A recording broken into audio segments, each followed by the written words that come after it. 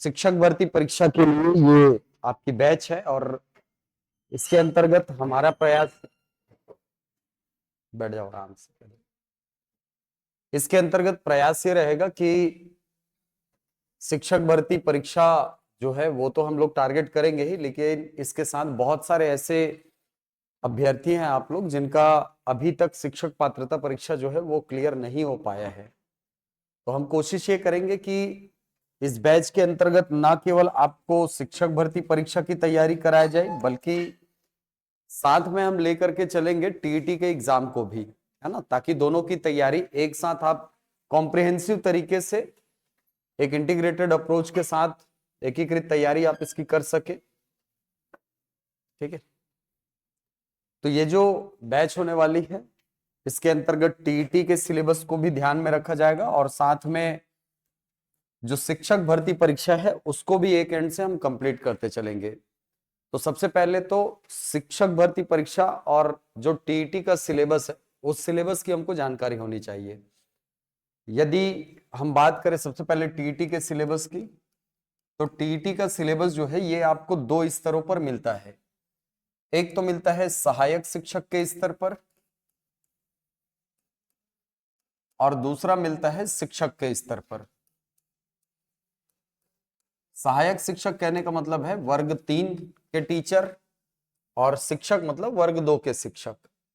सहायक शिक्षक में टीईटी का सिलेबस जो है वो कुल 150 अंक के साथ 5 अलग अलग सेक्शन में बटा हुआ है। 5 कैटेगरी से 5 अलग अलग सब्जेक्ट हैं। हर भाग जो है वो 30 अंक का है।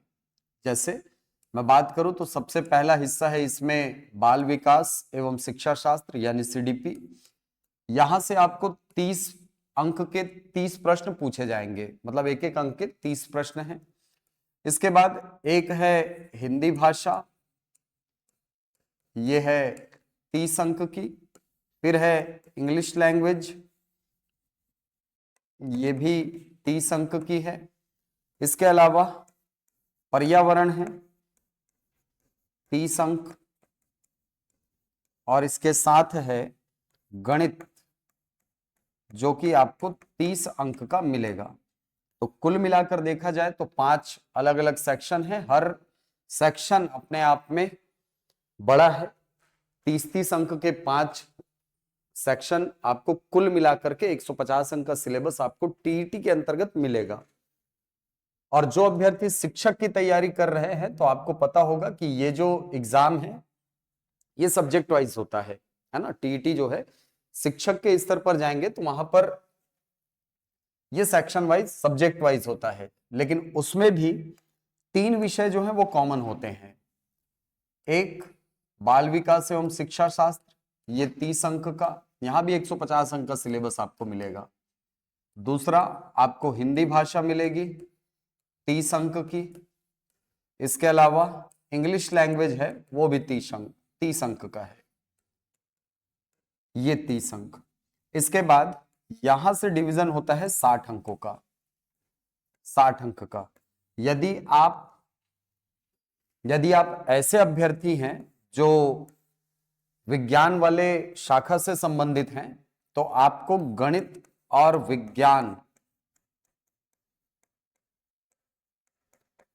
मिला करके 60 अंक का प्रश्न आपको पूछा जाता है। वहीं अगर आप सामाजिक अध्ययन वाली शाखा से हैं तो सामाजिक अध्ययन जो है ये आपको 60 अंक का पूछा जाएगा। सामाजिक अध्ययन 60 अंक का, यहाँ गणित और विज्ञान 30 अंक का।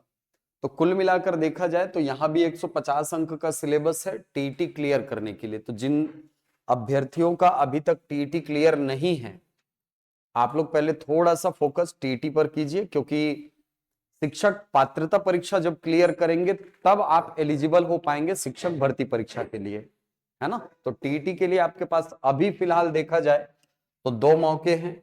एक तो है 1 फरवरी को और दूसरा है 8 फरवरी को। दोनों लगभग एक हफ्ते के अंतर पर एक तो राज्य शिक्षक पात्रता परीक्षा है और दूसरा केंद्रीय शिक्षक पात्रता परीक्षा है। ठीक है, तो दोनों में से कोई भी एक आप क्लियर कर लो, दोनों में से कोई भी अगर आप क्लियर करते हो तो आप आगामी शिक्षक भर्ती परीक्षा के लिए एलिजिबल हो जाएंगे। ठीक है, क्योंकि हमारे यहाँ अभी तक ऐसा रूल नहीं आया है कि राज्य में यदि शिक्षक भर्ती परीक्षा होनी है तो उसके लिए राज्य की ही शिक्षक पात्रता परीक्षा क्लियर करनी होगी, ऐसा कोई आदेश अभी तक हमारे यहाँ नहीं आया है। तो दोनों में से कोई भी एक जो है ये आपको क्लियर करना अनिवार्य है। ठीक है, और जिनका क्लियर है पहले से, बधाई हो भाई, पहले से ही आप एलिजिबल हो, एग्जाम आराम से दे सकते हो। ठीक है, अब यदि हम शिक्षक पात्रता परीक्षा की बात करें तो शिक्षक पात्रता परीक्षा तो आप क्लियर कर लेंगे, लेकिन उसके बाद आपके लिए ये तो केवल एलिजिबिलिटी एग्जाम है, एलिजिबिलिटी टेस्ट है, जहां पर आप पात्र होते हो इस एग्जाम को देने के लिए। ठीक है, जिसके माध्यम से आपको शिक्षक बनना है, शिक्षक भर्ती परीक्षा।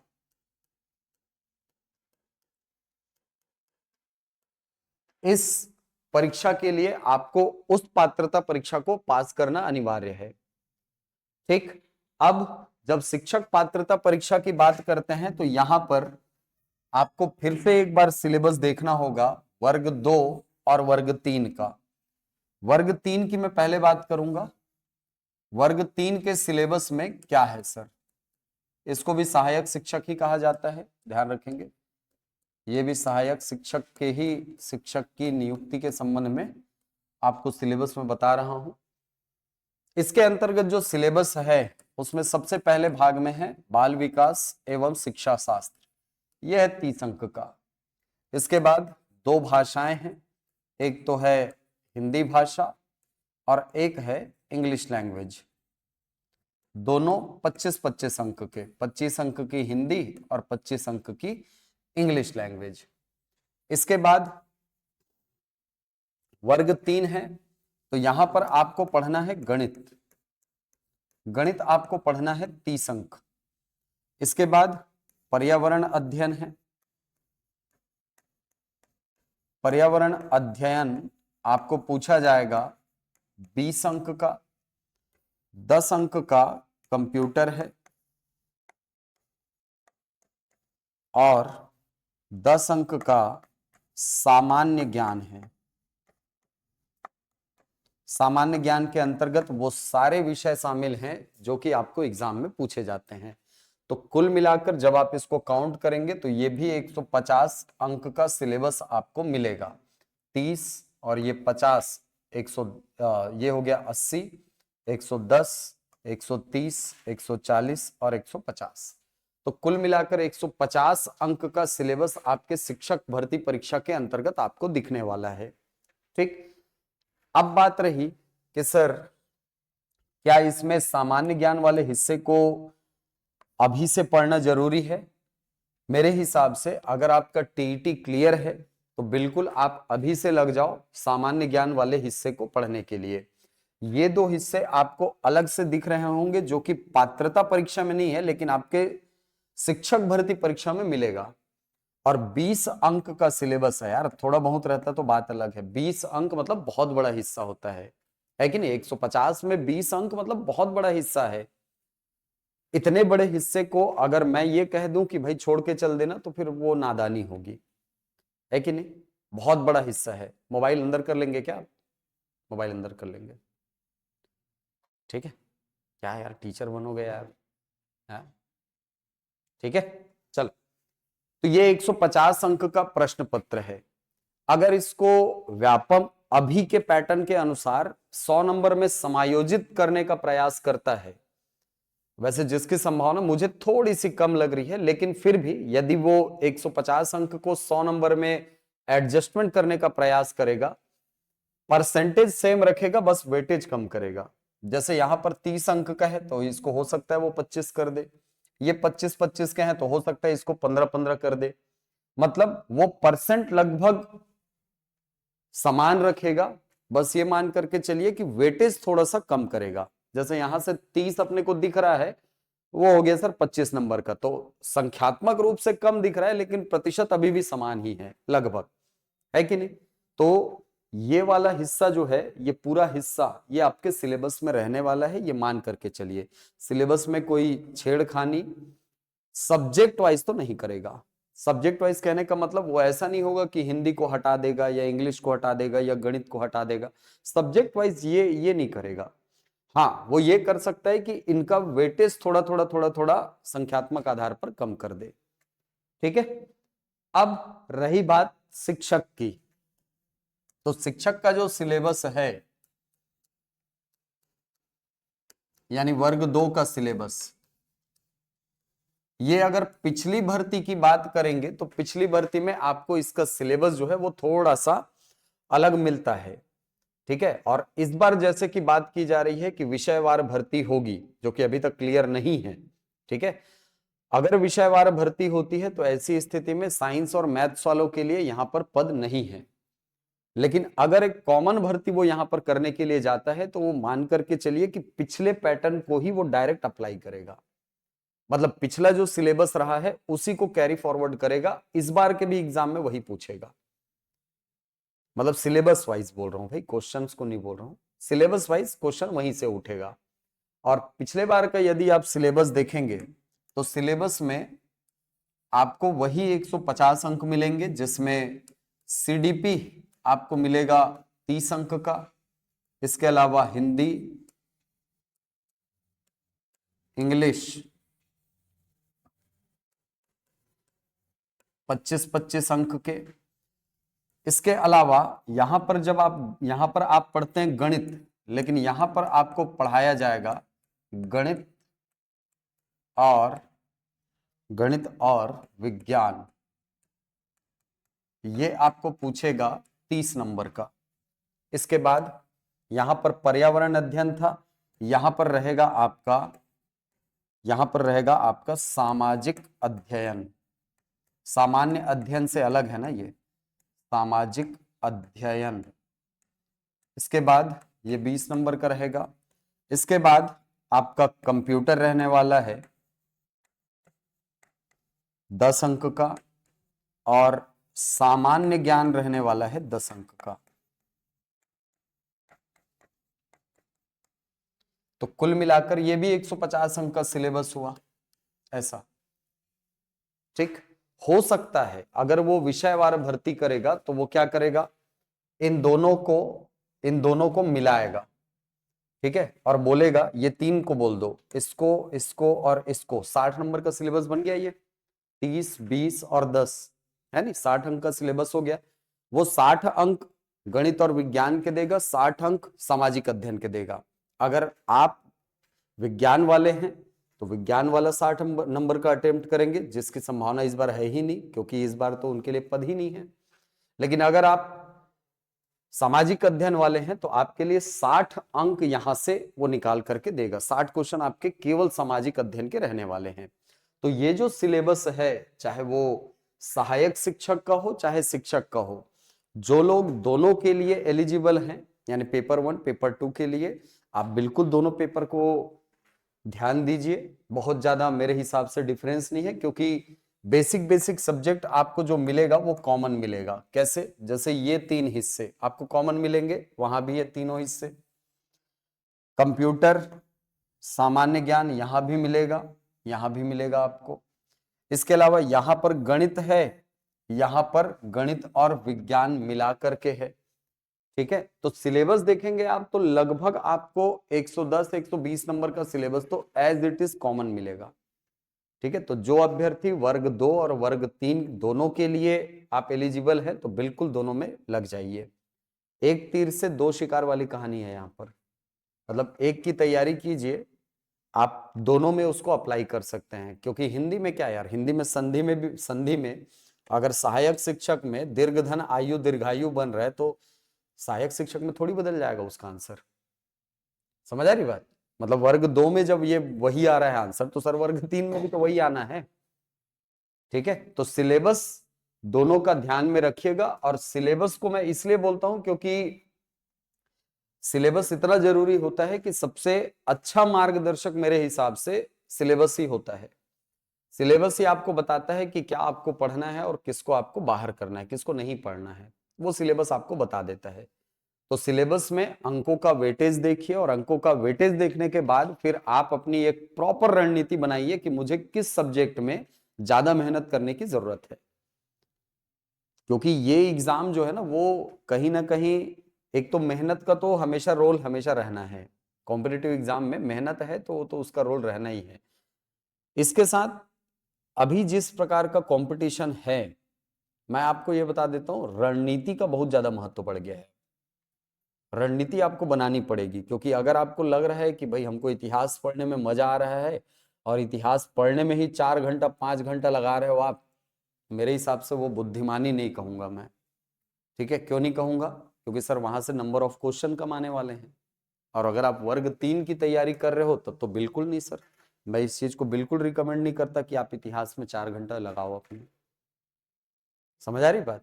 क्योंकि इतिहास आना है सर, 2 क्वेश्चन, 2 क्वेश्चन आना है, उसके लिए आप दिन का 4 घंटे लगा रहे हो, मतलब मेरे हिसाब से वो बहुत ज्यादा आप उसमें निवेश कर रहे हो। ठीक है, आपको वेटेज को ध्यान में रख करके अपनी रणनीति बनानी होगी और उसी रणनीति के हिसाब से चलना होगा। ठीक है, नहीं तो फिर यहां पर भटकाव की संभावना बहुत ज्यादा है, मैं पहले बता रहा हूं। ठीक है, इस एग्जाम में बहुत सारे भटकाव मिलेंगे आपको। एक सबसे बड़ा भटकाव है सिलेबस। सिलेबस में आपको पॉलिटी भी पढ़ना है, सिलेबस में आपको छत्तीसगढ़ भी पढ़ना है, सिलेबस में आपको इतिहास भी पढ़ना है, ज्योग्राफी भी पढ़ना है ना, आपको इकोनॉमी भी पढ़ना है, सारे सब्जेक्ट पढ़ने हैं। लेकिन आप ये देखो कि भाई किस सब्जेक्ट का वेटेज मेरे एग्जाम में ज्यादा मिलेगा। जिस सब्जेक्ट का वेटेज मेरे एग्जाम में ज्यादा होगा, स्वाभाविक सी बात है मुझे उसे ज्यादा देना चाहिए टाइम, है कि नहीं? ये थोड़ी कोई बात हुई सर कि मैं इतिहास पढ़ रहा हूं जिसमें से 2 क्वेश्चन आने हैं, उसको मैं बिल्कुल 6 घंटे 8 घंटे प्रॉपर टाइम दे रहा हूं, और इंग्लिश और हिंदी को टाइम ही नहीं दे रहा हूं। हाँ, वो तो हो जाएगा एग्जाम के पहले, ये बुद्धिमानी नहीं है। इसलिए मैं बोल रहा हूं कि ये एग्जाम जितना मेहनत का है उतना ही अभी रणनीति का है, क्योंकि आपको इस एग्जाम के लिए ऐसे ऐसे कॉम्पिटिटर मिलेंगे, ठीक है, डरा नहीं रहा हूं, जिन लोग कम से कम 1 बार 2 बार सिलेबस कंप्लीट कर लिए हैं। ठीक है, तो अगर आपको उनके बराबर आना है तो इक्वली मेहनत भी करना होगा। ठीक है, तो मेहनत करने के लिए अगर आप तैयार नहीं है तभी शिक्षक के रास्ते में जाना।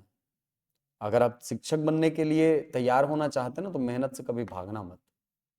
ठीक है, और ये जो टाइम है ये अभी मेहनत की डिमांड है, रणनीति की डिमांड है, और ये दोनों चीजें लगा करके आप बाकियों से आगे निकल सकते हैं। ठीक, तो ये तो हो गई बात सिलेबस की। अब चूंकि मैं आपको हिंदी विषय पढ़ाने वाला हूं, तो हिंदी के सिलेबस पर थोड़ी सी नजर डाल लेते हैं कि हिंदी के सिलेबस में क्या है सर। तो हिंदी के सिलेबस में मैंने आपको बताया कि टीईटी में यहां से 30 प्रश्न आने हैं, और जब आप शिक्षक भर्ती परीक्षा की बात करते हैं, शिक्षक भर्ती परीक्षा की बात करते हैं, तो इस भर्ती परीक्षा में यहां से 25 प्रश्न आने हैं, और दोनों मिला करके यदि मैं बात करूं कि यदि दोनों परीक्षाओं की बात करें तो दोनों में व्याकरण और पेडागोजी, यानी व्याकरण और शिक्षण शास्त्र, भाषा शिक्षण, ये दोनों का ही वेटेज आपको मिलेगा। ठीक है, पिछली भर्ती परीक्षा में भाषा शिक्षण से एक भी प्रश्न नहीं था, लेकिन ये बिल्कुल मत सोचिएगा कि इस बार नहीं आएगा। हो सकता है कि इस बार आपको 5 7 या उससे ज्यादा 2 4 प्रश्न, ज्यादा 7 8 प्रश्न आपको भाषा शिक्षण के देखने को मिल जाएं। तो हमको किसी भी हिस्से को कमजोर नहीं करना है, हमको प्रॉपर सारी चीजों को एक एक करके खत्म करना है। साथ में पैरेलली आपका प्रैक्टिस चलते रहना चाहिए, क्योंकि अगर आप प्रैक्टिस नहीं करेंगे, यहां से सिलेबस बस कवर होता रहेगा, तो फिर मेरे हिसाब से वो बहुत ज्यादा आपके लिए फलदायक नहीं होगा, है कि नहीं?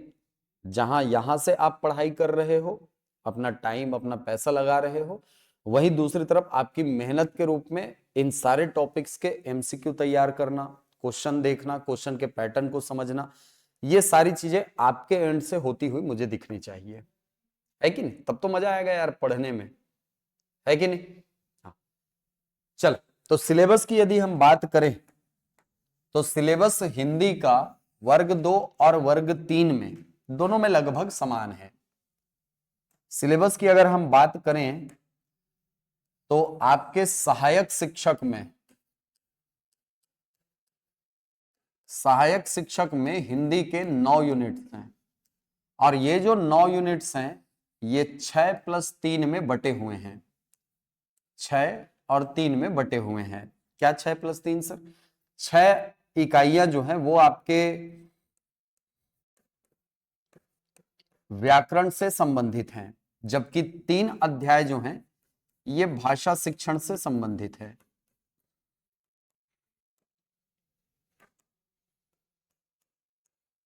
ये सिलेबस है आपका। अब इस सिलेबस में क्या है सर? इस सिलेबस में आपको ये मिलेगा कि जो आप बचपन से व्याकरण पढ़ते आ रहे हैं उसी का थोड़ा सा एडवांस रूप आपको यहां पर मिलेगा, क्योंकि वहां पर जब आप स्कूल में इसको पढ़े थे तो मैक्सिमम चीजें जो थी वो आपके टेक्स्ट बुक में लिखी हुई होती थी, तो इसलिए हमको रटने में, याद करने में कोई खासी तकलीफ होती नहीं थी।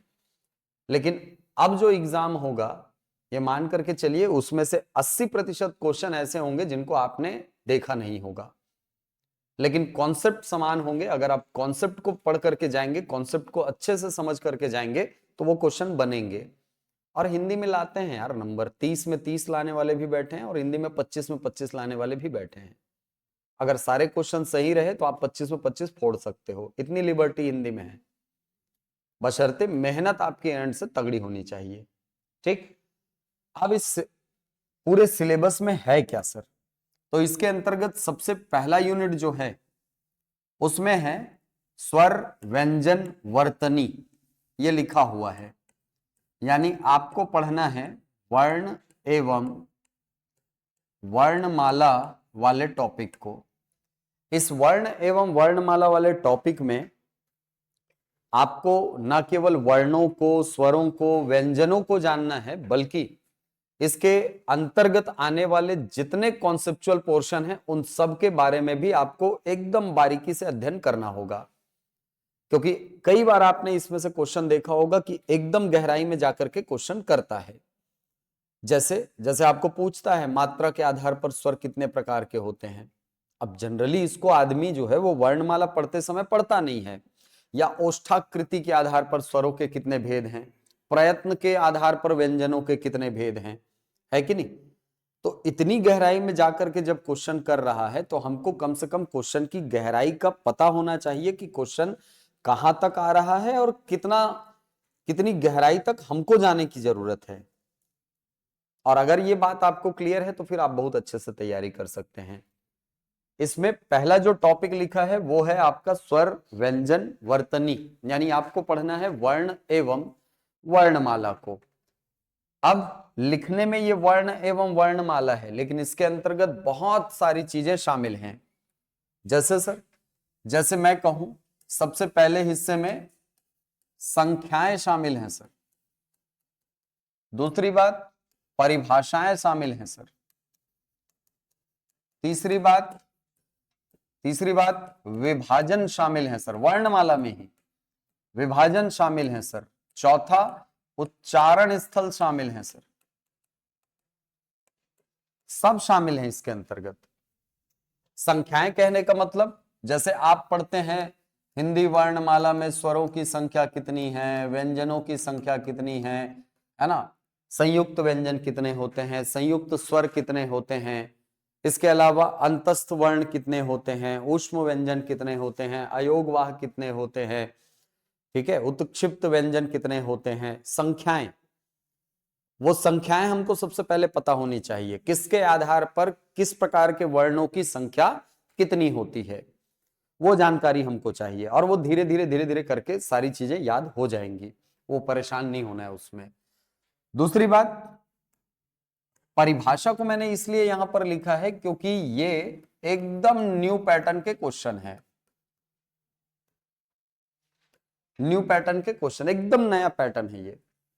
और यहां से क्वेश्चन कैसे करता है, यहां से क्वेश्चन ऐसे करता है कि हिंदी वर्णमाला में ऐसे वर्णों की संख्या कितनी है जो ना तो पूर्णतः स्वर है ना पूर्णतः व्यंजन। अब ऐसा अभ्यर्थी जो पहली बार एग्जाम दे रहा होगा वो तो माथा पकड़ के बैठ जाएगा। क्यों? वर्णमाला में तो सर दो ही चीज जानते हैं हम लोग, स्वर जानते हैं और व्यंजन जानते हैं। और क्वेश्चन ऐसा पूछ रहा है कि ऐसे कितने वर्ण हैं जो ना तो स्वर हैं ना ही व्यंजन। तो ये एकदम नया पैटर्न है। यहां से भी आपको संख्या, परिभाषा, अब इसी क्वेश्चन को देखोगे ना तो दोनों चीजें आपसे पूछ लिया, दोनों चीजें आपसे पूछ लिया। क्या पूछ लिया? संख्या पूछ लिया सबसे पहले, तो कितनी है संख्या, और दूसरा उसने खुद परिभाषा दे दी कि भाई हिंदी वर्णमाला में, वो डायरेक्ट नहीं बोल रहे कि हिंदी वर्णमाला में अयोगवाह कितने हैं, नहीं, उसने क्या पूछा, हिंदी वर्णमाला में ऐसे वर्ण कितने हैं जो ना तो पूर्णतः स्वर हैं और ना पूर्णतः व्यंजन। तो हमको पता होनी चाहिए कि ये किसकी परिभाषा है। ठीक है, हिंदी वर्णमाला में ऐसे व्यंजन कितने हैं जिनका उच्चारण करते समय ऊष्मा मुंह से बाहर निकलती हो, क्वेश्चन है। ठीक है, तो ये परिभाषा हमको बहुत अच्छे से तैयार करके रखना है, क्योंकि यहां से नए पैटर्न में आपको क्वेश्चन मिलेगा, और नया पैटर्न मान करके चलो कम से कम 7 से 8 क्वेश्चन आपको एकदम नए पैटर्न में मिलेगा। अगर व्यापम ने अभी के पैटर्न को अपनाया, क्योंकि व्यापम के अभी पिछले कुछ एग्जाम के मैं पैटर्न देख रहा हूं, तो 2023 के बाद से जो एग्जाम में क्वेश्चन का पैटर्न आया है, जो भी चुनिंदा एग्जाम हुए हैं, उसमें अगर मैं व्यापम के क्वेश्चन के पैटर्न को देखता हूं, एकदम पर्टिकुलरली हिंदी की बात कर रहा हूं मैं, तो हिंदी की जब मैं बात करता हूं ना, तो हिंदी में आपको परिभाषाओं से उठा के क्वेश्चन कर रहा है, और इसी में परिभाषाओं को ही 3-4 टुकड़ों में बांट करके वो मल्टीपल चॉइस बना रहा है। आप देखिएगा स्टेटमेंट वाले क्वेश्चन जिनको आप कहते हैं, तो स्टेटमेंट वाले क्वेश्चन आपको दिखेगा, जैसे हॉस्टल वार्डन का एग्जाम दिए थे आप, हॉस्टल वार्डन में पूछा हुआ है सर, योग रूढ़ शब्द को पूछा है, बताओ स्टेटमेंट बना के। ठीक है, अभी बीच में एग्जाम हुआ था, एक एग्जाम हुआ था, उसमें लिंग वाला जो टॉपिक आता है ना, उसको स्टेटमेंट वाइज क्वेश्चन बना करके दिया है। तो अगर हमको उस टॉपिक के परिभाषा के बारे में बहुत अच्छे से नहीं पता होगा, तो हम उसको आइडेंटिफाई करने में फिर सफल नहीं होंगे। तो हमको परिभाषाओं को बहुत अच्छे से करना है। ठीक है, इसके बाद वर्णों का विभाजन। अब इस विभाजन के अंतर्गत हमको अनेक प्रकार के विभाजन पढ़ने हैं। बेसिकली हम विभाजन करते हैं स्वरों का, स्वरों का विभाजन, दूसरा विभाजन हम करते हैं व्यंजनों का। स्वरों का विभाजन करने के लिए 5 अलग अलग आधारों का प्रयोग करेंगे। 5 अलग अलग बेस में हम स्वरों का विभाजन करते हैं, और वो पांचों विभाजन हमारे लिए इंपॉर्टेंट है। क्वेश्चन आता है यहां से, लघु स्वर क्या होते हैं, दीर्घ स्वर क्या होते हैं, देखा होगा आपने, मूल स्वर क्या होते हैं, संधि स्वर क्या होते हैं, क्वेश्चन आता है। अग्र स्वर क्या है, मध्य स्वर क्या है, पश्च स्वर क्या है कि नहीं? हाँ, इसके अलावा विवृत्त स्वर क्या है, अर्ध विवृत्त क्या है, संवृत्त क्या है, अर्ध संवृत्त क्या है, वर्तुल स्वर क्या है, अवर्तुल स्वर क्या है, वृत्तीय स्वर क्या है, अवृत्तीय स्वर क्या है। तो ये विभाजन हमको जब तक क्लियर नहीं रहेगा, तब तक उस पर्टिकुलर पैटर्न का क्वेश्चन हम नहीं छू सकते सर, वो बहुत टफ हो जाएगा हमारे लिए। ठीक है, तो उस पूरे विभाजन को हमको एकदम जड़ से लेकर के पूरे तने तक जाना होगा, पूरा ऊपर तक जाना होगा सर। ठीक, व्यंजनों का विभाजन पढ़ते हैं आप प्रयत्न के आधार पर। पुराना क्वेश्चन देखेंगे तो आपको इसके क्वेश्चन मिलेंगे कि आभ्यंतरिक प्रयत्न के आधार पर व्यंजनों के कितने प्रकार, बाह्य प्रयत्न के आधार पर कितने व्यंजन, है ना, व्यंजनों के कितने प्रकार, प्रयत्न के आधार पर व्यंजनों के कितने प्रकार, क्वेश्चन आता है यहां से। तो जब तक हमको व्यंजनों का सांगोपांग हमको पता नहीं रहेगा, तब तक हम ऐसे क्वेश्चन बनाने में सक्षम नहीं है। हमको पूरी वर्णमाला को एकदम ध्यान से पढ़ना होगा, और ये ऐसा टॉपिक है ना जिससे कम से कम 2 से 3 क्वेश्चन आने ही आने हैं। ठीक है, तो वर्णमाला को बिल्कुल इग्नोर नहीं करना है। इसके अलावा इसी में आप पढ़ते हैं अल्प प्राण, महाप्राण, अघोष वर्ण, सघोष वर्ण पढ़ते हैं आप, वो भी इसी में शामिल है। उच्चारण स्थल, ये तो ऐसा टॉपिक है ना भाई, रंगीला टॉपिक, जो लगभग हर एग्जाम में आपको मिलेगा। ये लगभग हर एग्जाम में आपको इसके उच्चारण स्थल से क्वेश्चन पूछा जाता है। और अभी जो नया पैटर्न है, इसमें मैं अगर देखूं क्वेश्चन, तो एक पैटर्न तो मुझे डायरेक्ट मिलता है कि फलाना वर्ण का उच्चारण स्थल बताओ। दूसरा पैटर्न अभी जो चल रहा है ना, वो सुमेलित कीजिए वाला है। 4 वर्ण यहां देगा, उच्चारण स्थल यहां लिखेगा, बोलेगा सुमेलित करो। ये ज्यादा आसान है यार, ये ज्यादा आसान है, लेकिन ये थोड़ा सा टाइम टेकिंग ज्यादा है कि नहीं, थोड़ा सा लेंदी। आप इसको 5 सेकंड में सॉल्व करते हो, अगर आपको पता है तो 2 सेकंड में सॉल्व हो जाएगा। इसको बनाने में आपको कम से कम 10 से 15 सेकंड लगेंगे, कम से कम 10 से 15 सेकंड। ठीक है, हो सकता है उससे भी ज्यादा, 20 सेकंड मान के चलो, ये आपको लगेगा, टाइम लगेगा, क्योंकि वो चाहता है कि आप इस क्वेश्चन में टाइम लगाओ, है कि नहीं। वो चाहता है कि इस क्वेश्चन में आप टाइम लगाओ। पहले आप इसको मिलाओगे, फिर 4 विकल्प दिए रहेंगे, ए का बी, बी का सी, है ना, ऐसा ए का 1, बी का 2, सी का 4, 3, ऐसा दिया रहता है पैटर्न। तो वो चाहता है कि आप इसमें टाइम लगाओ, तो आपको लगाना पड़ेगा। ठीक है, और नया जो पैटर्न है ना, वो थोड़ा सा टाइम टेकिंग तो हो रहा है। मतलब अपने को ऐसे तैयारी करना है कि सर हम एक तो एक्यूरेसी पे फोकस कर सके, और दूसरी बात कि सर टाइम कंज्यूम कम करे क्वेश्चन बनाने में। ठीक है, क्योंकि इन्हीं दोनों का खेल है, अभी के पैटर्न में इन्हीं दोनों का खेल है बस। ठीक है, तो ये पहली इकाई है आपकी वर्ण एवं वर्णमाला। इसके बाद वर्ण एवं वर्णमाला जैसे ही कंप्लीट होगा, हम एंटर कर जाएंगे शब्द रचना में। सारी चीजें पढ़ेंगे वर्णमाला के अंतर्गत। इसके बाद अगले टॉपिक में एंटर करेंगे शब्द रचना में। शब्द रचना के अंतर्गत बेसिकली 4 टॉपिक आपको देखने हैं। एक टॉपिक तो है आपकी संधि, एक है उपसर्ग, फिर है प्रत्यय, और है समास। एकदम फैंटास्टिक 4 है ये। फैंटास्टिक 4 मतलब 4 ऐसे टॉपिक जहां से 4 क्वेश्चन आने ही आने हैं, है कि नहीं। 4 क्वेश्चन आने ही है, संधि से क्वेश्चन नहीं आता वाली बात ही नहीं है सर, आता ही है। और संधि अगर आपकी अच्छी है तो उपसर्ग अच्छा हो जाएगा, संधि अगर आपकी अच्छी है शब्द शुद्धि में काम आएगा।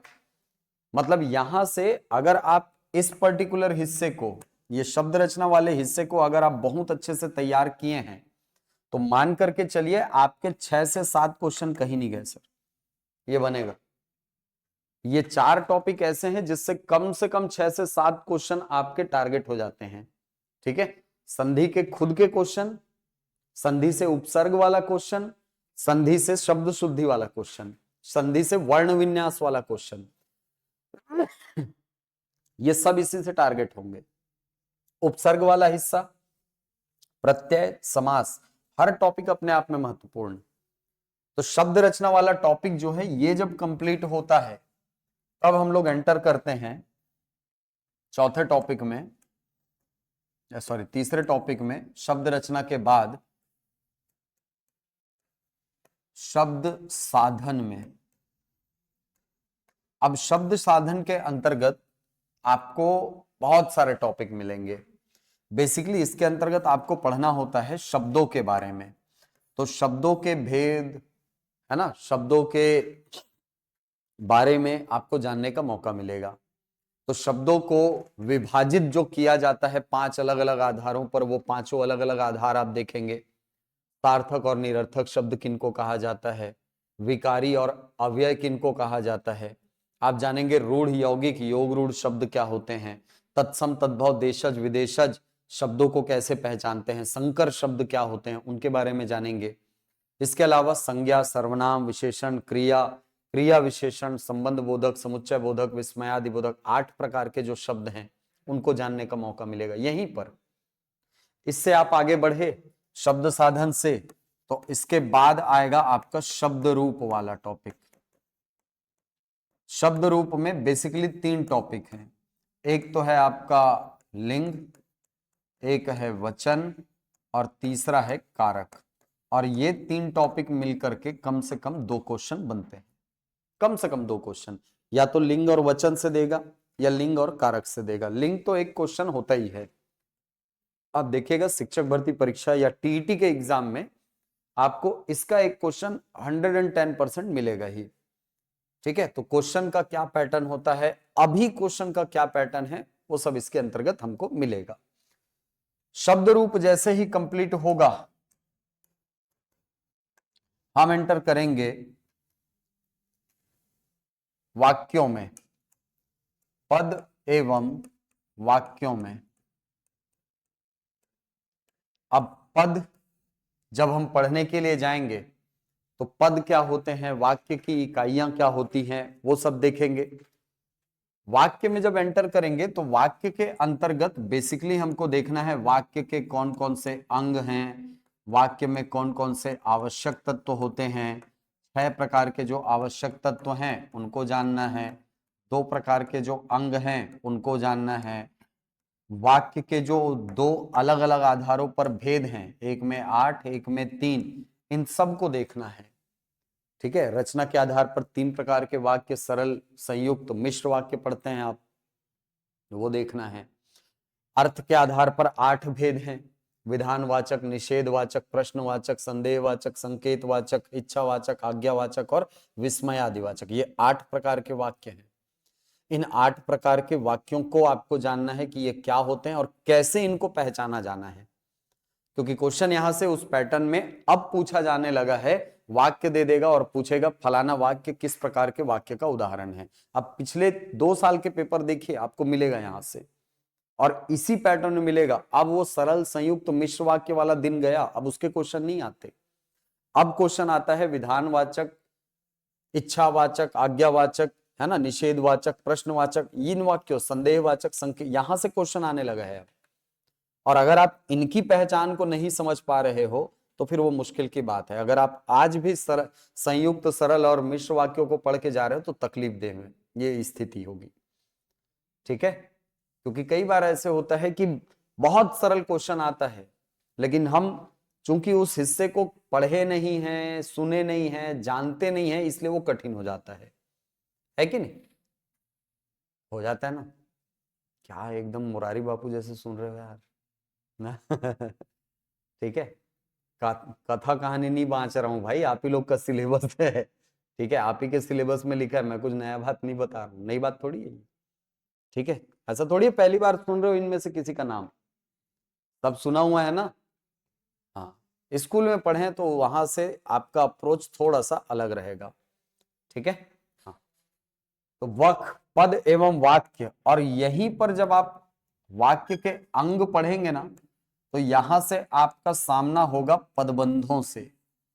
इन पदबंधों को हमको जानना होगा, क्योंकि अभी के पैटर्न में यहां से क्वेश्चन आ रहा है पदबंध से। ठीक है, तो पदबंध कितने प्रकार के होते हैं, पदबंधों को कैसे पहचाना जाता है, ये सारी चीजें आपको यहां पर दिखेंगी। अब 6वें अध्याय में आपका अन्य प्रकार के शब्द हैं, जैसे पर्यायवाची है, इसके अलावा विलोम शब्द है, विलोम शब्द है, इसके अलावा आपका मुहावरे, लोकोक्ति वाला हिस्सा है, मुहावरा एवं लोकोक्ति वाला हिस्सा है। ठीक है, अनेक शब्दों के लिए एक शब्द है। ये सबसे लास्ट में रखा है मैंने। आपका सिलेबस जो है वो इस सीक्वेंस में नहीं है ना, आपका सिलेबस तितर बितर लिखा हुआ है, यहाँ का टॉपिक वहां, वहां का टॉपिक यहाँ, उसको अरेंज किया जा रहा है यहाँ पे। अनेक शब्दों के लिए एक शब्द, तो ये पूरा हिस्सा मिल करके आपके हिंदी का सिलेबस बनता है, व्याकरण वाला। ठीक है, ये व्याकरण वाला हिस्सा है, केवल ध्यान देना, अभी तक जितना भी मैंने आपको बताया ना, ये केवल और केवल व्याकरण वाला हिस्सा है, ये वाला। ठीक है, पेडागोजी में, हिंदी भाषा शिक्षण में क्या है सर, तो भाषा शिक्षण के अंतर्गत बहुत सरल सरल टॉपिक आपके सिलेबस में डाला है। बहुत कठिन टॉपिक नहीं है, बहुत आसान आसान से टॉपिक है, बहुत मतलब जो एकदम कॉमन सेंस से बनने वाली चीजें हैं ना, वो आपके सिलेबस में यहाँ पर जोड़ दिया गया है। आप सिलेबस देखेंगे तो आपको पता चल जाएगा। जैसे आप सिलेबस देखेंगे तो आपके सिलेबस में क्या है, इकाई नंबर 7 आप देखना, उसमें लिखा है बच्चों में भाषाई विकास। ठीक है, बच्चों में भाषाई विकास, बच्चों में भाषाई विकास की प्रक्रिया के गुण, मतलब बच्चों में जो डेवलपमेंट होता है लैंग्वेज का, भाषा का, उस प्रक्रिया में कौन कौन से गुण पाए जाते हैं वो हमको देखना है। ठीक है, इसके अलावा बच्चे स्कूल आने के पहले क्या क्या सीख कर आते हैं, ये वर्ग 3 का सिलेबस है। ठीक है, वर्ग 2 में ये नहीं है, वर्ग 3 में पेडागोजी थोड़ा सा अलग है, वर्ग 2 में थोड़ा सा अलग है। ठीक, इसके अलावा बच्चे स्कूल आने के पहले क्या क्या सीख कर आते हैं? चारों जो भाषाई कौशल होते हैं उनके गुण पढ़ना है। चारों भाषाई कौशलों में जो अंतः संबंध होता है वो हमको देखना है। चारों अंतः संबंधित होते हैं ना कि नहीं होते? होते हैं। कैसे सिद्ध करो? एकदम सामान्य सा प्रश्न। चारों भाषाई कौशल अंतः संबंधित है। चलो किन्हीं दो के बीच में संबंध बता दो। बताइए बताइए। हाँ, कैसे? हाँ मित्र बताओ। बैठ के यार, क्या यार बैठोगे? हाँ।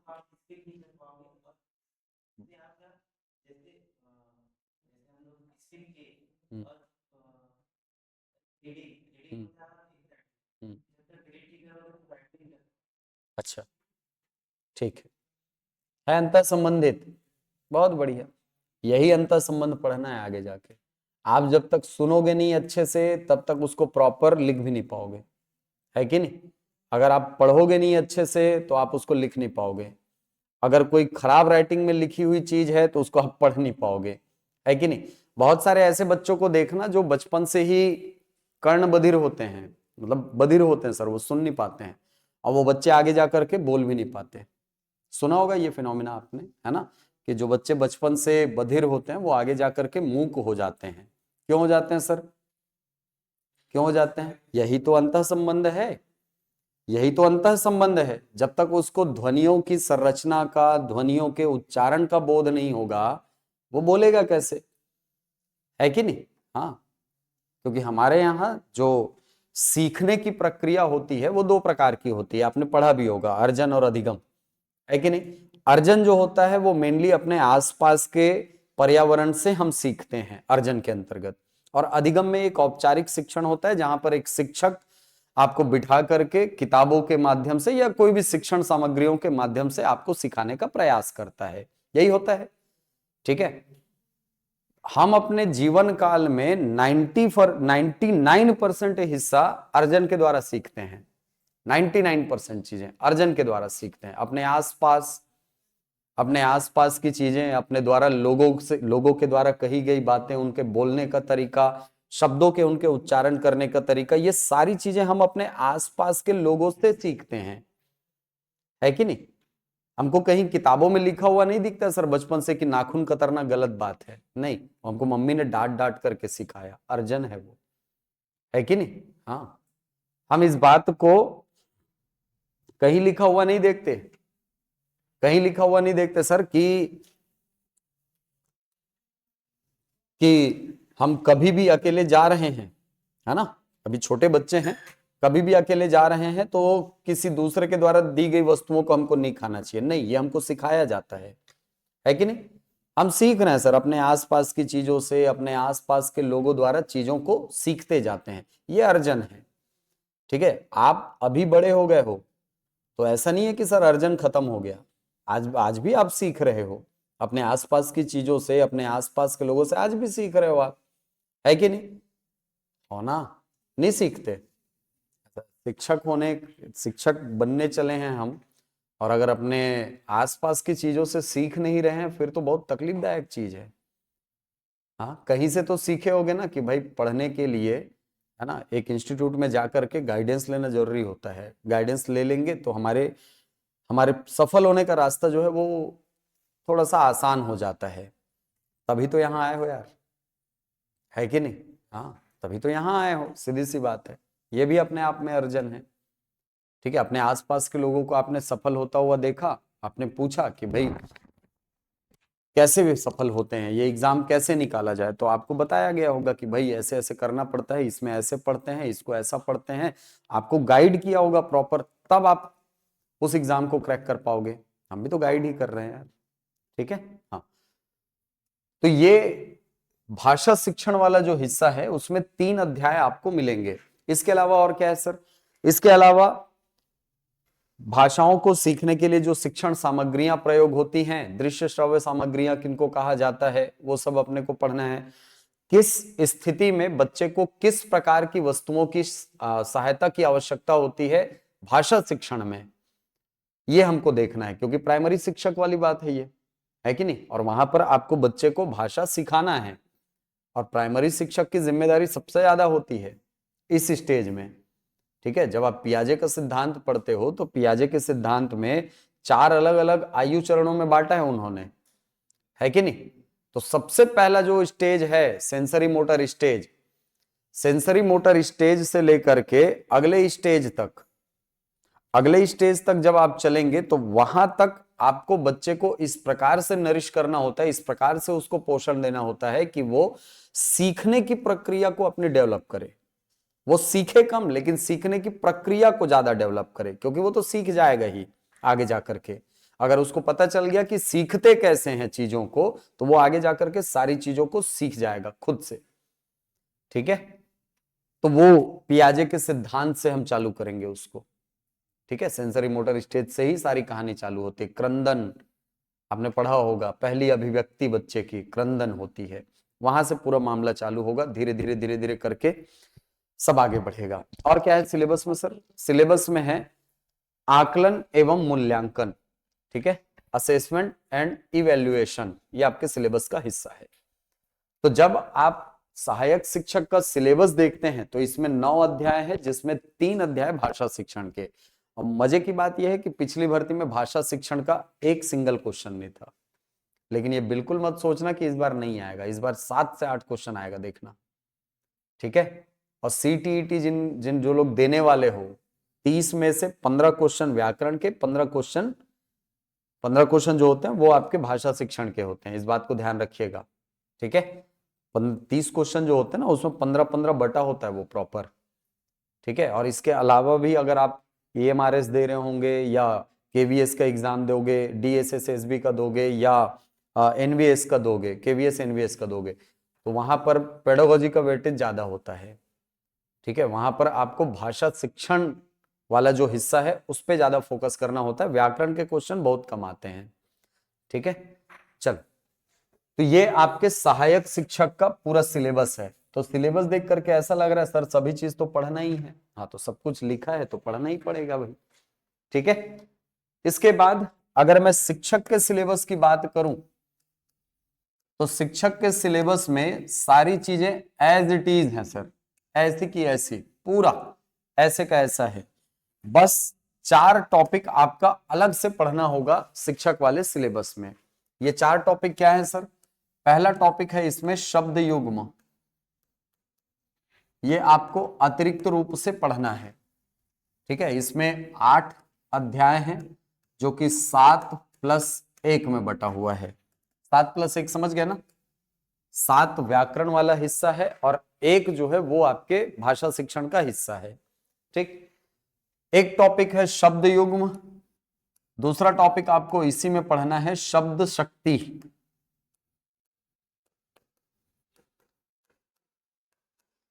तीसरा टॉपिक आपको पढ़ना है इसमें काल, और चौथा टॉपिक आपको पढ़ना है विराम चिन्ह।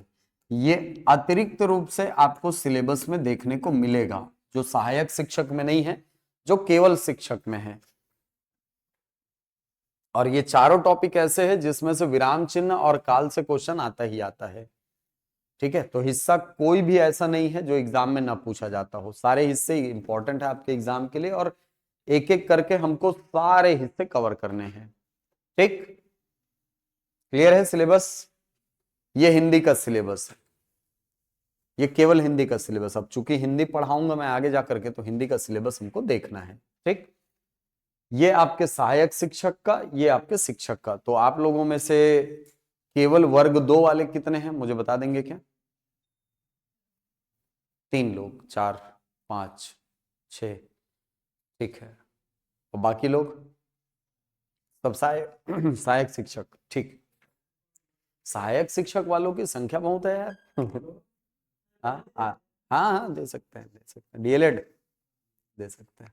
ठीक है, तो सहायक शिक्षक का सिलेबस ये है हिंदी का। शिक्षक का सिलेबस में 4 चीजें अलग से पढ़नी है। तो मैं ये बोल रहा हूं भाई, जब इसको पूरा तैयार कर ही लोगे तो ये तो वर्ग 2 में भी काम आएगा, वर्ग 3 में भी काम आना है। ठीक है, ऐसा थोड़ी है सर कि आपको क्वेश्चन दे दिया कि नदी या ऐसा, सुर धन इंद्र, है ना। ये आपको सहायक शिक्षक में सुरेंद्र ले लेगा और शिक्षक में सुरेंद्र ले लेगा। ऐसा थोड़ी होगा यार, ऐसा थोड़ी होगा कि होता है, नहीं होता ना। क्या मतलब, क्या सीखे यहां से? मतलब ये कि सर इस हिस्से की कॉमन तैयारी दोनों में संभव है। ठीक है, दोनों को टारगेट कर सकते हो। अगर आप एक की तैयारी कर रहे हो तो दूसरा हिस्सा ऑटोमेटिकली तैयार होता जाएगा आपका। ठीक है, तो परेशान मत होना। क्या होता है, कैसे होता है, वो आगे बात करेंगे, है ना। गणिता सर प्रयोगशाला क्लास नहीं होगा क्या अलग से? देखते हैं, प्लान करते हैं उसके लिए मंजू, है ना। लेकिन अभी एकदम से मैं बोल नहीं पाऊंगा, लेकिन देखते हैं उसके लिए अगर कोई प्लान बनता है तो बिल्कुल हम लोग करेंगे उसको चालू। ठीक है, सिलेबस के संबंध में किसी को कोई प्रश्न पूछ सकते हैं। फिर पहला टॉपिक क्या होगा मैं बताता हूं आपको। कोई ये भी तो पूछ लो यार, सर इतना बड़ा टॉपिक तैयार कैसे करेंगे? एग्जाम तो ज्यादा दिन बचा नहीं है, तो इसको कैसे पढ़ना है कि नहीं। मैंने कहा ना, इसके लिए प्रॉपर एक रणनीति आपको बनानी होगी। कैसे? देखो, पूरा जब सिलेबस में देखता हूं ना हिंदी का, तो इस पूरे सिलेबस को मैं दो भागों में बांटता हूं। दो भाग में। कैसे दो भाग में सर? एक भाग में ऐसे हिस्से को रखता हूं जो कि आपको क्लास में तैयार किया जा सकता है, व्याकरणिक भाग। ठीक है, मतलब जो व्याकरण से संबंधित हिस्से हैं वो लगभग आपके क्लास में इतना तैयार करा दूंगा कि आपको एग्जाम में बहुत ज्यादा इधर उधर भागने की जरूरत नहीं पड़ेगी। क्लास में लगभग ये परफेक्टली आपका 110% यहीं से तैयार हो जाएगा। ठीक, दूसरा हिस्सा जो है ना, ये है रेगुलर प्रैक्टिस वाली चीज।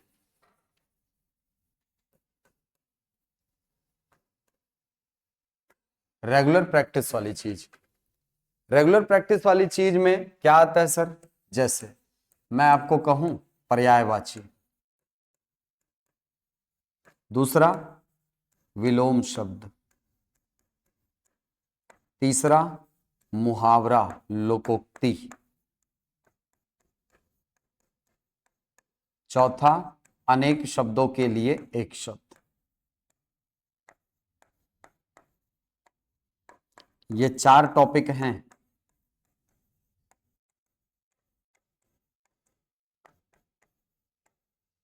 ये चार टॉपिक, ठीक। अब ये चार टॉपिक आपके सिलेबस में लिखा है सर। ठीक है, और ये चार टॉपिक ऐसे हैं जिनमें से क्वेश्चन आना ही आना है। ठीक है सर, हिंदी के लेक्चरर का सिलेबस सेम है क्या? हिंदी के लेक्चरर का सिलेबस अभी क्लियर नहीं है सीमा।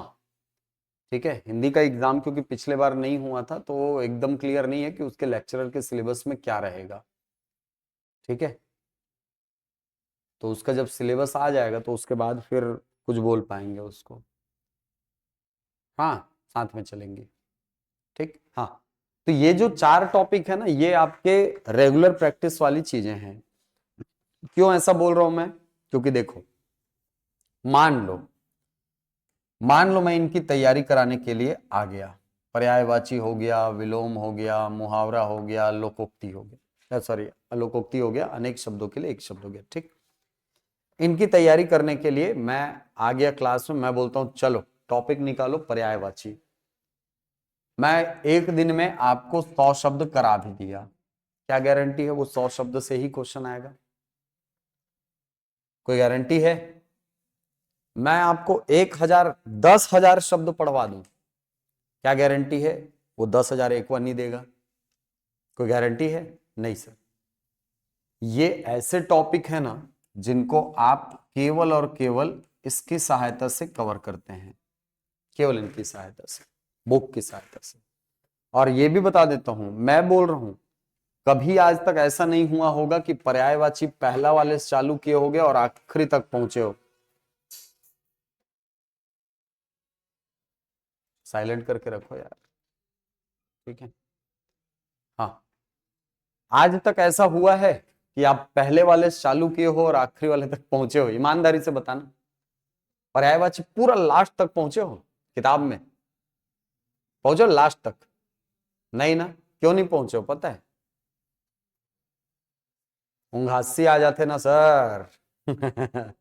हाँ, और यही लोग बदनाम करके रखे हैं हिंदी को कि सर हिंदी बहुत बोरिंग विषय। ठीक है, क्यों ऐसा? क्योंकि हम पढ़ना चालू करते हैं और पढ़ते पढ़ते पढ़ते पढ़ते 10 पढ़ेंगे, 15 पढ़ेंगे, 20 पढ़ेंगे, 25 पढ़ लेंगे, और 25 से 35 के बीच में जो नींद आएगी ना, सो जाएंगे। नींद की गोली है भाई ये चलती फिरती। ठीक है, तो इनको पढ़ने का सबसे अच्छा तरीका ये नहीं है कि सर एक ही दिन किताब उठाए और एकदम कसम खा के कमर कस के बैठ गए हैं कि आज तो पर्यायवाची खत्म करके रहेंगे। नहीं, वो गलत तरीका है। वैसे में दो रिस्क हैं। एक रिस्क ये है कि सर एक तो कंप्लीट होगा नहीं, ठीक है, आखिरी दिन के लिए बचा के रखोगे, ये 120% बोलो सर ये होगा ही नहीं कंप्लीट।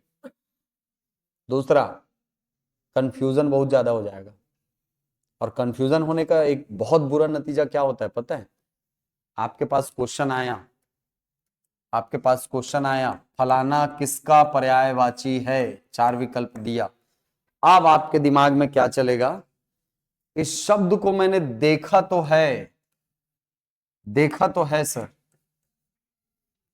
देखा है मैंने इस शब्द को, लेकिन किसका पर्यायवाची है? क्या ये वायु का पर्यायवाची है? क्या ये अग्नि का पर्यायवाची है? क्या ये भूमि का पर्यायवाची है? क्या ये आकाश का पर्यायवाची है? वह नहीं। किसका पर्यायवाची? शब्द को देखे नहीं है वाली बात नहीं है, हम देखे हैं मान लो, है नहीं। अब आपका मन करेगा कि यार इस क्वेश्चन को ना छोड़ देता हूं, लेकिन आपके अंदर से आवाज आएगी, छी छी छी, धिक्कार है तुझ पे, पढ़ा तो था। लगा गोला, और फिर चालू हो जाएगा अक्कड़ बक्कड़ बम्बे वो, और फिर 80-90 पूरे 100, और 100 में जाके ये पकड़ाएगा, आंसर है ये। समझ आई बात? ये रिस्क होता है। और इसी चीज को अगर आप एकदम आराम से धीरे धीरे धीरे धीरे करके पढ़ोगे, आज मैंने 10 पढ़ा, कल फिर 10 पढ़ूंगा, ये 10 को रिवीजन करके, फिर 10 पढ़ूंगा, ये 10 प्लस ये 10 को रिवीजन करके, आगे 10 पढ़ूंगा, ये दोनों को रिवीजन करके, 30-30 शब्दों का बंडल बनाते हुए आगे चलूंगा। तो ऐसा कोई क्वेश्चन नहीं है पर्यायवाची का जो मुझसे छूटेगा। ठीक है, तो ये बिल्कुल मत सोचो कि इस हिस्से को कवर नहीं किया जा सकता। कवर किया जा सकता है, बहुत अच्छे से कवर किया जा सकता है, बशर्ते बशर्ते इसमें थोड़ा सा आपको जूझना पड़ेगा सर। ये 4 टॉपिक, पर्यायवाची, विलोम, मुहावरा, लोकोक्ति, अनेक शब्दों के लिए एक शब्द। ठीक है, यहां से 4 क्वेश्चन मान के चलो आएगा ही, 4 क्वेश्चन आएगा, लिख के ले लो, 4 क्वेश्चन यहां से आएगा। लेकिन सर बाकी के 25 क्वेश्चन तो मेरे हाथ में है, 26 क्वेश्चन है कि नहीं? 21 से लेकर के 26 क्वेश्चन जो है, टीईटी में 26 क्वेश्चन मेरे हाथ में है, और शिक्षक भर्ती परीक्षा में 21 क्वेश्चन मेरे हाथ में है। इसको इतना तगड़ा करेंगे, इसको इतना तगड़ा करेंगे कि सर अगर यहां से एक आध क्वेश्चन ऊपर नीचे हो भी गया, वैसे होना नहीं चाहिए, 30 में 30 को टारगेट रखो, 25 में 25 को टारगेट रखो। ठीक है, हिंदी में मिलता है सर नंबर, लाते हैं लोग, लाते हैं, आता है नंबर। ठीक है, इसको पूरा टारगेट करो कि हाँ ये जो हिस्सा है इसमें पूरे में पूरा अंक हमको लाना है। ठीक है, इसके प्रश्न जो हैं, इसके प्रश्न जो हैं, ये हम इतना तैयार करेंगे कि वहां से क्वेश्चन आए। लेकिन मान लो अगर कोई ऐसा क्वेश्चन आया जो बहुत कठिन है, तो दोस्त कठिन वो आप ही के लिए नहीं रहेगा, कठिन सबके लिए रहेगा वो। ठीक है, अगर आप किताब को पढ़े हो और किताब के बाहर का क्वेश्चन आ रहा है, मतलब सीधी सी बात है सबके लिए कठिन होगा, है कि नहीं? आप ही के लिए थोड़ी कठिन है, सबके लिए कठिन है वो, तो उसके लिए परेशान नहीं होना है। ठीक है, तो मेरे हाथ में जो है 26 क्वेश्चन क्लास में कराने वाला, इसकी गारंटी मैं ले सकता हूं कि ये आप 100% करोगे आप। ठीक है, ये आप बहुत अच्छे से तैयार करोगे, इस चीज के लिए मैं बिल्कुल श्योर हूं, बशर्ते ईमानदारी से प्रैक्टिस करना है। ठीक है, प्रैक्टिस कैसा वाला, ये वाली नहीं बोल रहा हूं मैं। ठीक है, यहाँ क्लास हुई, घर गए, किताब लिए, किताब में इसके प्रश्न देखे, लगाना चालू किए। ठीक है, अब सवाल आएगा सर किताब कौन सी ले? किताब मैं बोलूंगा विनय कुमार पाठक की किताब आप उठा लीजिए। विनय कुमार पाठक, विनोद वर्मा जी की किताब आप उठा लो।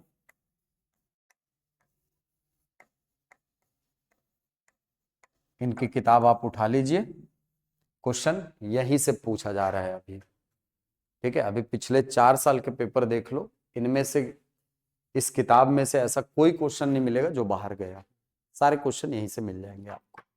ठीक है, तो विनय कुमार पाठक, विनोद कुमार वर्मा। पहले से कोई किताब है आपके पास हिंदी की? कौन सी? लूसेंट मैं बोलूंगा उसको थोड़ा अवॉइड करो, है ना। टेक्स्ट चलेगा, पीवाईक्यू के साथ टेक्स्ट बुक बोल रहा हूं मैं। हाँ, टेक्स्ट बुक रखें कोई सी? कौन सी? विनय कुमार पाठक है, हाँ भाई।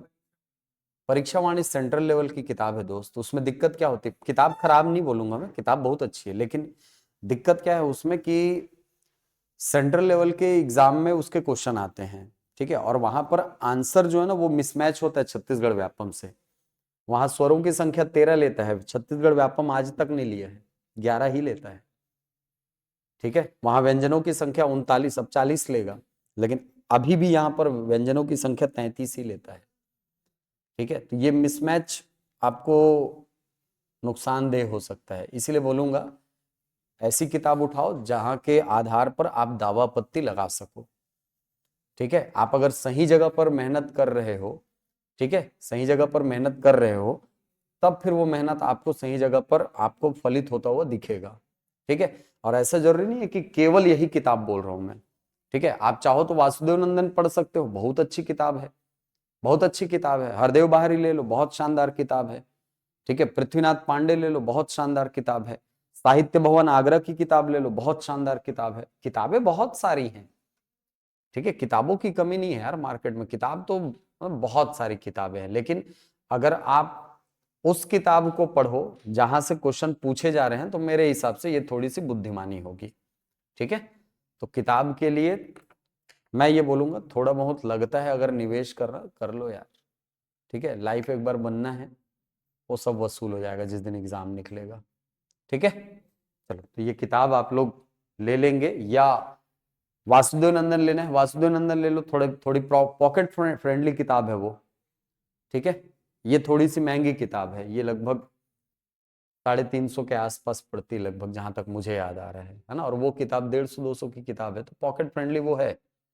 ठीक है, लेकिन उसमें कंटेंट बहुत सीमित है, कंटेंट बहुत सीमित है, छोटी सी किताब है वो, कंटेंट सीमित है। इसमें आपको सब कुछ मिल जाता है। ठीक है, तो इसीलिए मैं रिकमेंड करता हूँ कि ये वाली किताब आप लेना, खासकर छत्तीसगढ़ के स्तर के एग्जाम के लिए। सेंट्रल लेवल के एग्जाम के लिए परीक्षा वाणी बहुत शानदार किताब है, नो डाउट, बहुत अच्छी किताब। ठीक है, लुसेंट मैं इसलिए बोलता हूँ, मना करता हूँ, क्योंकि लुसेंट देखो है वो भी अच्छी किताब लेकिन उसमें भी फैक्ट का ही इशू है मेन।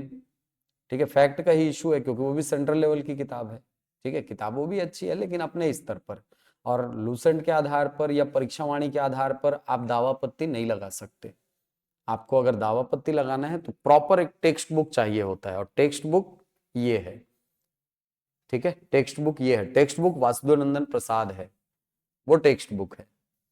ठीक है, तो एक किताब आप लोग रख लीजिएगा, ताकि यहां से जब आप पढ़ करके जाओ तो आपके पास सफिशिएंट क्वेश्चन रहे सॉल्व करने के लिए।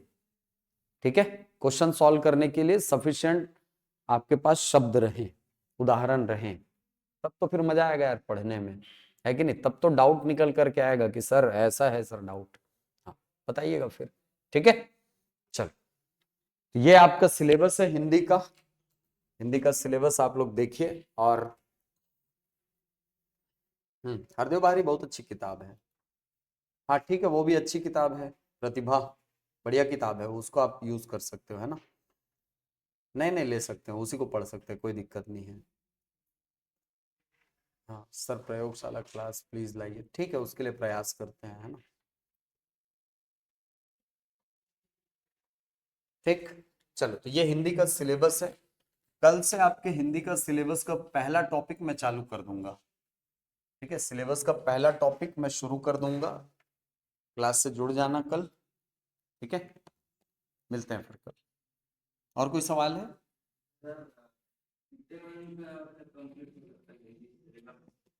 किसका? टीटी?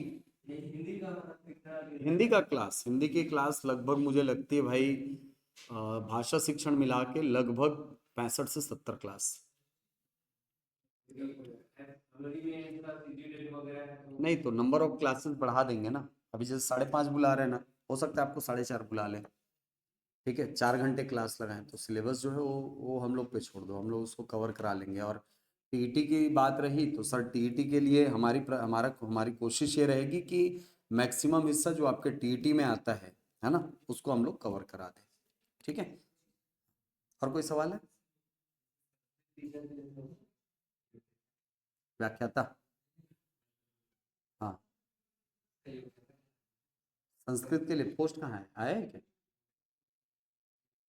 हाँ, तो संस्कृत के लिए उसमें ग्रेजुएशन ही मांगेगा यार, और क्या। ठीक है, और क्या मांगेगा? और कोई सवाल?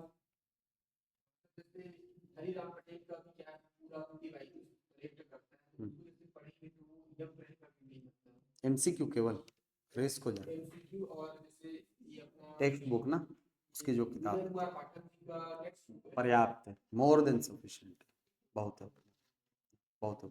ठीक है, क्योंकि उस किताब में ना बहुत सारे पुराने प्रश्न हैं तो पैटर्न आपको अपडेट हो जाता है। ठीक है, हाँ, और इनमें से पढ़ेंगे विनय कुमार पाठक जी से तो आपको बहुत सारे उदाहरण मिल जाते हैं समान टाइप के। ठीक है, और कोई सवाल? नहीं, मिलते हैं फिर, कल से चालू करेंगे हिंदी। ठीक है, थैंक यू।